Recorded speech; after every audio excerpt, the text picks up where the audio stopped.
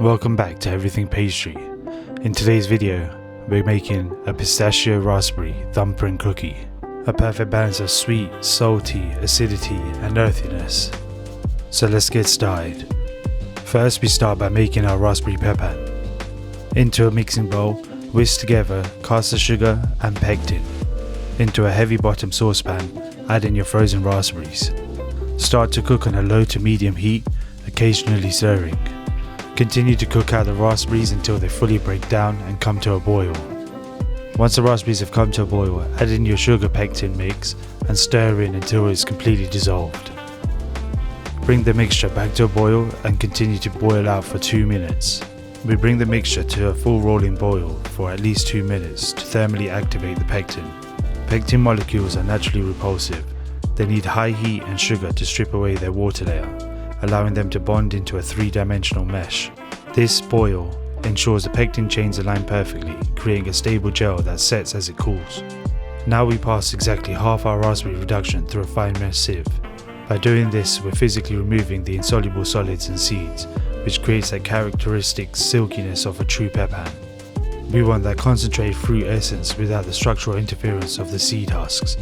Once sieved, combine it back with the remaining mixture to achieve a sophisticated, varied texture. Before it heads to the fridge, we apply cling film directly to the surface. This is a crucial bit of food physics. By eliminating the air gap, we prevent evaporative cooling, which would otherwise create a tough, rubbery skin on top. We leave this to hydrate and set for 2 hours, allowing the pectin chains to fully bond into a stable, chilled gel. While the pepan chills in the fridge, we can start making our cookie dough. Start by adding unsalted softened butter, caster sugar and vanilla bean paste into a mixing bowl. And using an electric mixer, we're going to cream this together. Right, technical difficulties aside, we are back to reality.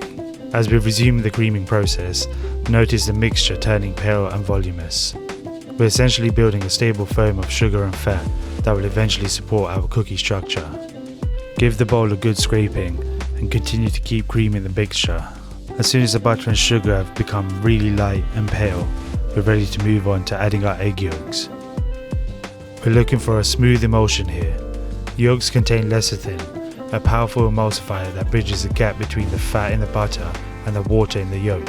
This prevents the dough from splitting, ensuring a rich, silky smooth consistency.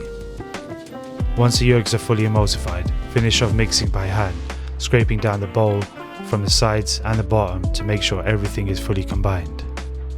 Next we add in our dry ingredients. Start by adding pistachio flour and sifting half your plain flour. You can either mix this in by hand or continue to use your electric mixer. Stop mixing as soon as the flour disappears, and we follow this by sifting in our second half of flour and a good healthy dose of table salt. Salt is our flavour amplifier. It suppresses the bitterness and enhances the perception of sweetness and acidity. As the dough begins to come together, we stop as soon as the flour disappears.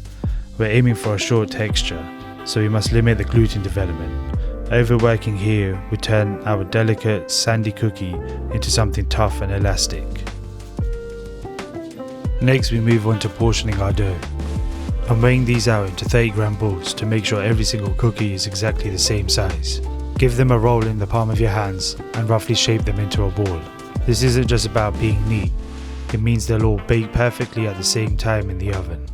And finally, roll each ball through the chopped pistachios, pressing gently so the nuts stick to the dough. If you find the pistachios aren't quite sticking to the dough, give them a gentle roll again in the palm of your hands to soften the fats on the surface of the dough balls.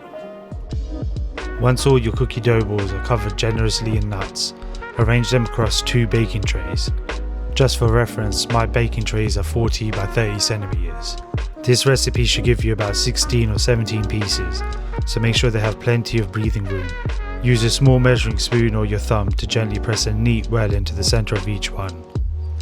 Finally, cover the trays tightly with cling film and pop them into the fridge for about 2 hours to firm up before baking. Once the 2 hours are up, take the trays out of the fridge. Grab a piping bag and fill it with the raspberry pepan we prepared earlier. Carefully pipe the mixture into the center of each well, filling them just enough so the fruit is flush with the dough.